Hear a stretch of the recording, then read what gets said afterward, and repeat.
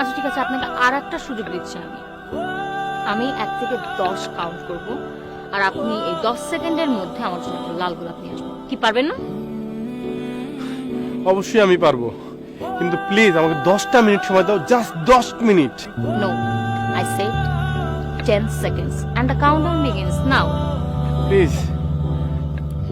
9, 8, 7, 6.